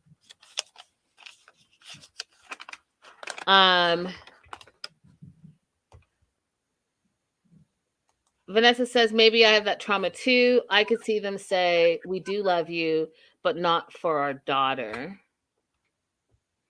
Which would be a shame, because here you have someone who's actually takes care of her, talks to her nicely, communicates with her in a good way, is the best relationship that she's had. And you would say, not for my daughter, just because he's transgender. That would be really sad if that happened. So you would prefer her to be in no relationship to that relationship. Do you want to take on this comment? This last comment? This, oh yeah, that might be a pressure for them. What'll happen down the line if the extended family or the church community had give the parents a hard time?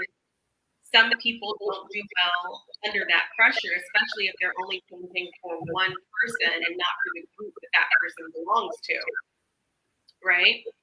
So we see this in interracial families where it's like, oh, we accept this one person into our family, but if they have a child, then they're secretly hoping that the child is a paler skin tone, so it'll be easier with the family.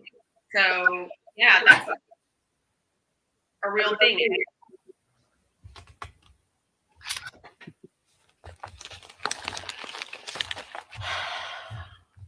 I'm happy.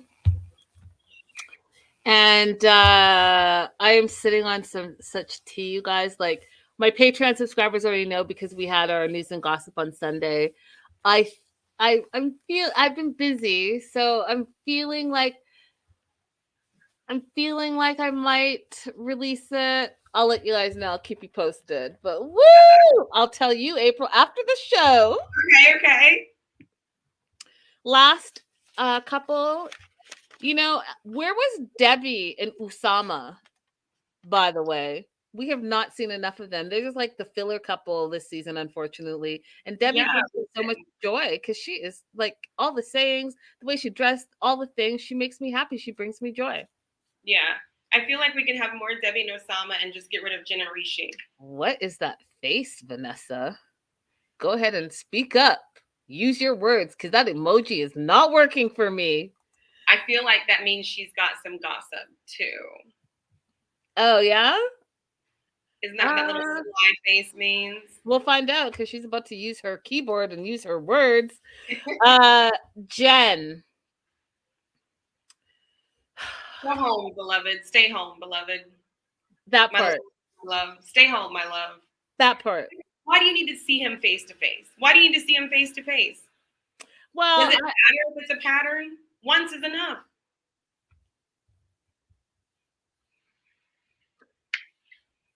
so are you believing the friends? I don't have any in combination with what his friend said to him. I don't have any problem believing Jen's friend.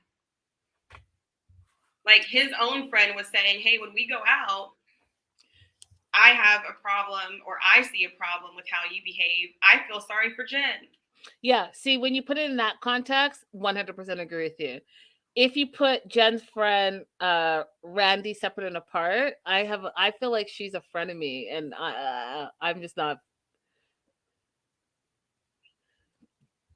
No. Oh,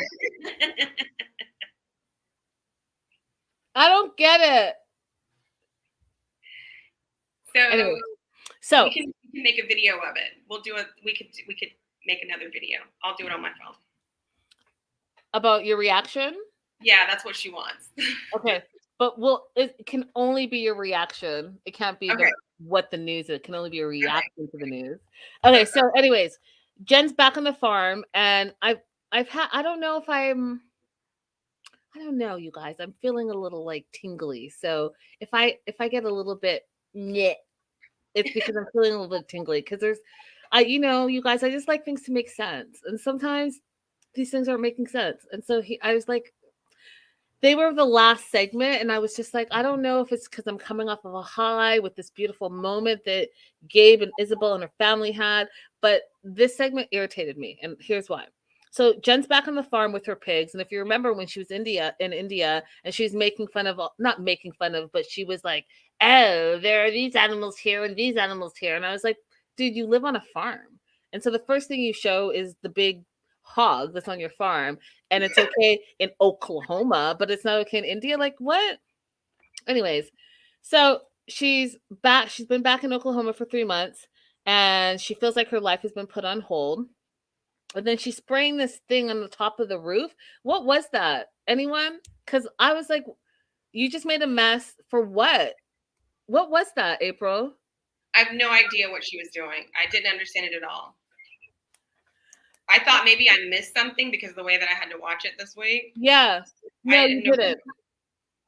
It was a weird, just like a weird, I don't know if it was a filler moment, but if anyone knows what she was spraying up there and why, please let me know. Random. So she gets on a video call with her friends Randy and Myra.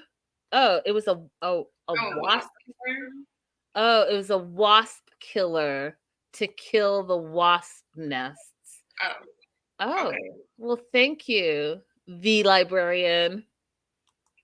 So she gets on this video call with Randy and Myra, and the first thing she says, April, that we're going to need your legal advice or legal thoughts, legal mind, is that she tells her friends that she's going back to India in a few weeks because, quote, they reinstated her 10-year visa. Yes. And I was like, am I misunderstanding what reinstated means? Because I thought, go ahead. No, so India suspended travel for U.S. citizens during COVID. So if you held a visa, if you held a 10-year visa for India, you were not able to use it during that suspension. You could apply for a temporary visa, which is the one she had that was a single entry visa. So now the 10-year visas are back reinstated. You don't have to apply for it again. It's just if you already had one and it hasn't expired, it's reinstated. It does not mean you can stay in India for 10 years. It just means that you have permission to approach the border of the country and request entrance. And on each request, they will tell you how long you can stay during that visit. So it's similar to the U.S. 10-year visa. It only gives you permission to approach the border, and then they will tell you if you get the full 6 months, if you get 2 months, if you get 2 weeks. But did she have a 10-year pre-COVID? She had a 10-year pre-COVID. Oh. And then it was suspended. Every U.S. citizen's visa was suspended. Okay. Now I get it. I was like, She's telling lies, but now I get it. Okay. The way she said mine was reinstated made it seem like it was specific to her, but it was just everybody's was reinstated. As long as it wasn't expired yet. Got it. So she's going back to India in a few weeks, and she loves him, wants to be with him. He also reproposed. These are all the things she's telling her friends to catch them up. And she also wants to go back to see if Rishi will follow through, which I thought was a weird thing to say about your fiance, who didn't just propose once but twice, but you're still at a place where you want to see if he's going to follow through on his word. Right. What? Right. It's been 3 months. So during that 3 months, he could have made some progress towards telling his family things if he wanted to. Was that thing? If he wanted to, he would.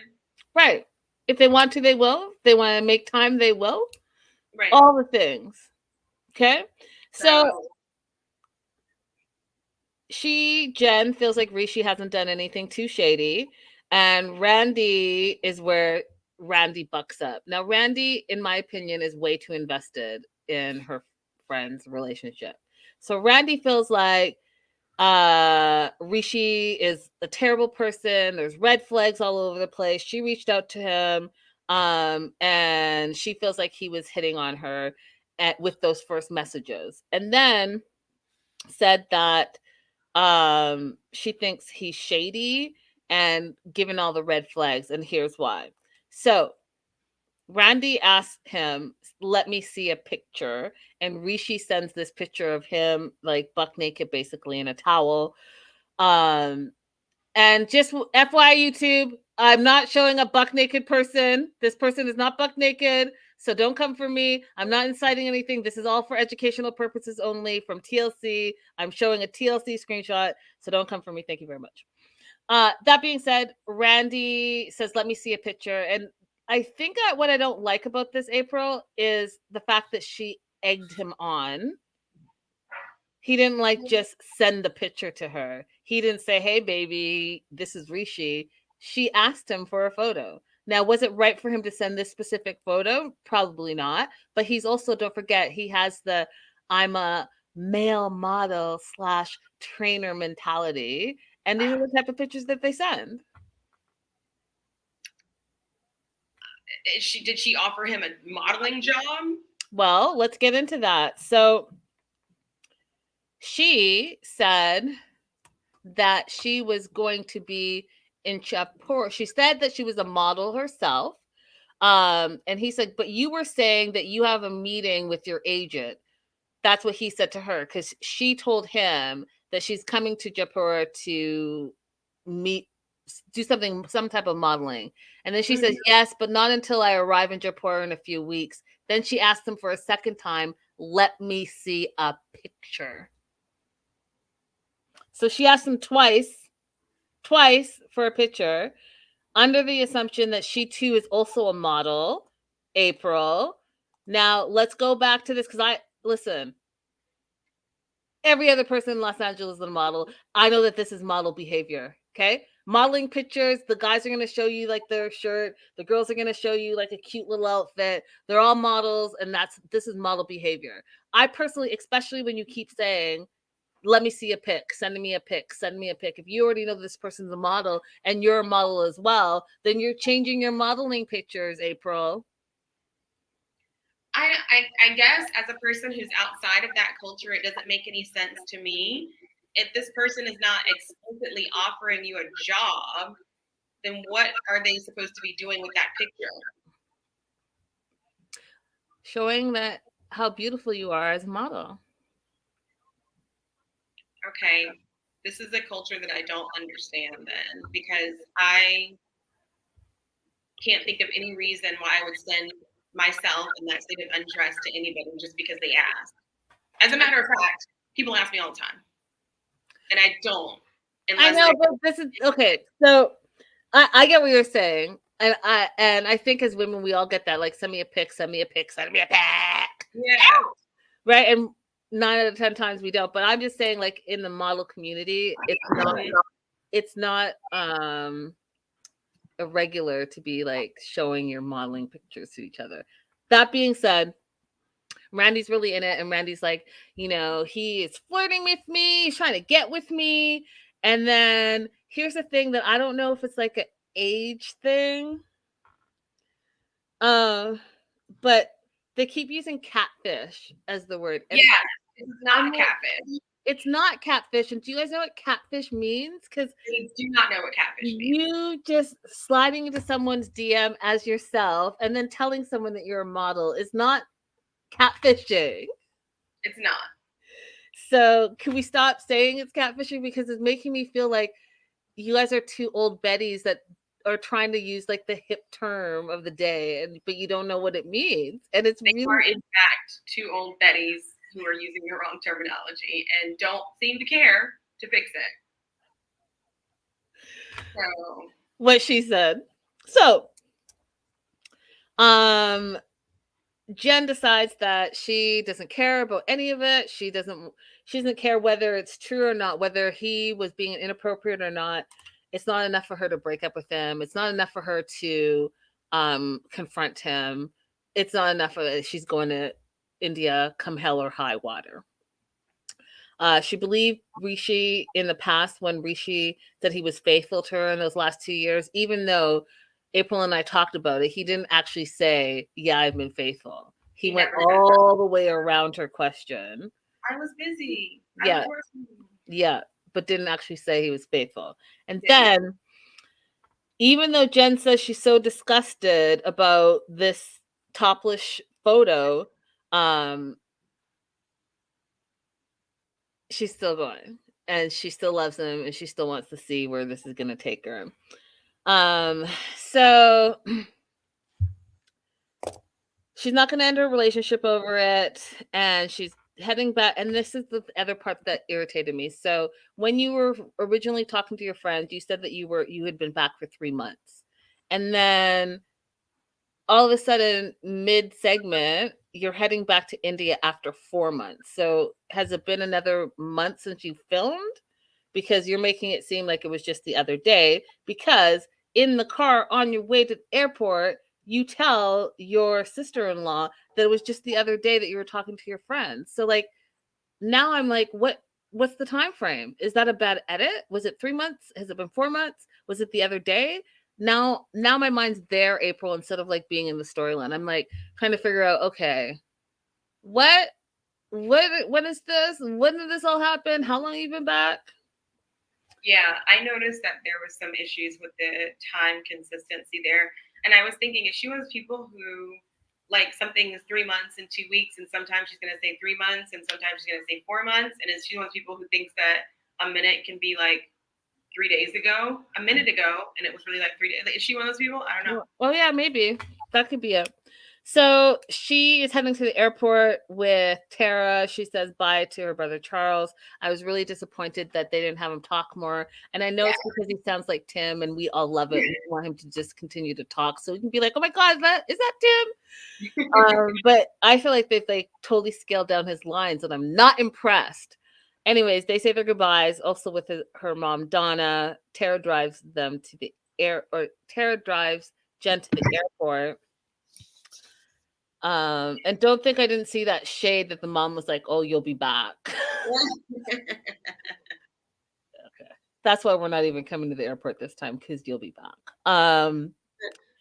In the car, she explains to Tara about the whole shirt thing, and Tara asks about the celibacy thing, and then Jen has a breakdown and thinks she shouldn't be going to India.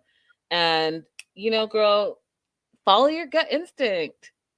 Don't be like Nicole. Nicole didn't want to go, still went. If you don't want to go, don't go. That is your inner goddess telling you, stop! Anyways. It's okay to not go. It's okay to love yourself. It's okay to not go. Mm-hmm. Okay? You're not even going to be having sex with him anyways. And his parents don't know about you anyways. And not you. So like, we've already been there. Go and watch all the other seasons of Jenny and Submit, and how Jenny has had to fight with her in-laws who weren't even her in-laws at the time. They just didn't accept her. So I don't know if you want to do all that, if you don't want to learn from the mistakes, because they've already been made. Anyways, Yeah. Rishi is dancing with his friend Kushi. Kushi asks about Jen. He tells her that Jen's coming back forever. And April just said, 10-year visa does not mean forever. So just, know that as a point of reference. And then Rishi says, then they'll marry. She doesn't believe him. His own friend of many years does not believe him. And why does she not believe him? Because he hasn't told his family yet. Mm-hmm. And then he tries to say that there was no time while Jen was in town the first time. Well, Jen's been there a few times and you never told. You didn't tell them when you first proposed to her. And she had 30 days there. So you try to tell me, even though the time that she came over and you introduced her as a friend and she was in wife training, that you didn't have the opportunity to talk to them? Stop it. There's been nothing but time. Nothing but time. And then Kushi's like, if I had a boyfriend that didn't tell his family for a long time about me, I would be upset. And goes on to say that Rishi should tell his family. Jen is leaving everything that she knows, her whole life behind to go to India. And then if they don't accept her, then what? And again, I will refer you to Jenny and Submit. And Kushi is doubting that Rishi's about anything. When you have a friend that is like, you ain't about shit, you got to believe that friend. Because friends usually are like, hey, I got you. Or they like zipper. But you have to not be about a whole lot if your friend is willing to say, you ain't shit. I don't believe what you're saying. You haven't told your family. You haven't told your friends. I see you out at the club with all these different women all the time, drinking and hanging out and going MIA and all the things. I've never seen you in a settled down in a relationship, but yet you say, well, then she goes like this, April. She's like, do you love her? And he's like, yes. And then she asks a follow-up question, well, do you know what true love is? She went in hard, y'all. She was like, listen, just like how Nicole and Mahmoud throw the love word around, this friend was like, that's not what we're doing here. Like, do you know what love is? And not only do you know what love is, do you know what true love is? Because true love is not what we see you doing. And no one is going to believe that you've been faithful to this foreigner that's been gone for 2 years. Literally says no one believes you. And then she directly asks him, did you ever cheat on her? And he says no. She doesn't believe that either. Your own friend. Your own friend. Your own friend doesn't believe that you're not a cheater. He didn't really protest when she said, I don't believe you. Oh, he didn't say a damn thing. She goes on to say, yeah, you're always around girls, you're always partying, you're always drinking. I don't believe you haven't cheated. And in fact, not only do I not believe that you haven't cheated, I feel sympathy for Jen, and says that Jen is in a situation that is not good for her. And goes on to say that not only is the situation, April, not good for her, that it's a waste of her time. Yep. You're wasting your time. Her own friend. This is a friend that everybody needs. They all need this friend. Yep. Listen, and guys, it's bad. Like I said, it's bad when your friend is siding with the other person that she hasn't even met. Like I said, you ain't about shit. You haven't been about shit. I don't believe you. You haven't told your family. You haven't told your friends. You've never been faithful. You go out party and drinking and all the things all day, every day. You're sending shirtless photos to random strangers on the internet. But you're in love with this woman and you're going to marry her when she arrives? Yeah, I find it hard to believe. Yeah. That's it. That's our show.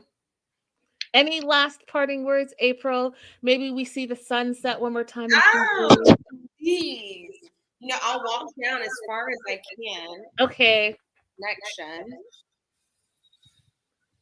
see. Oh my God, that is so gorgeous. So gorgeous.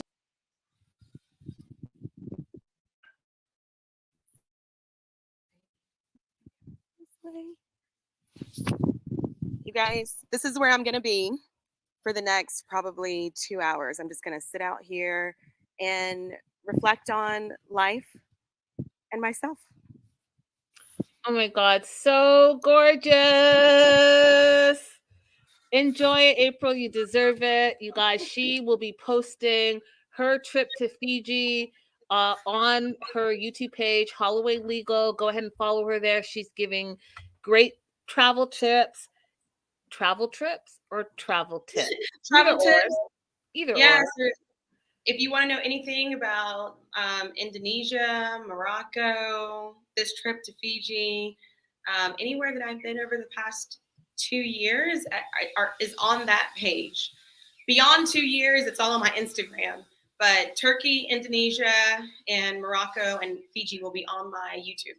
So, guys, we've been talking a lot about travel, so definitely go check it out.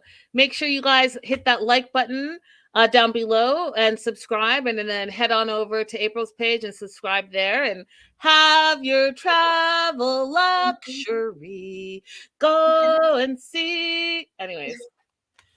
Bye for now, guys. Thank you so much for being here. I'll be back tomorrow with Darcy and Stacy. Don't forget, you guys, it was the 2-hour finale, and I haven't watched it yet. I'm about to watch it, and we're going to talk about it tomorrow. Bye for now.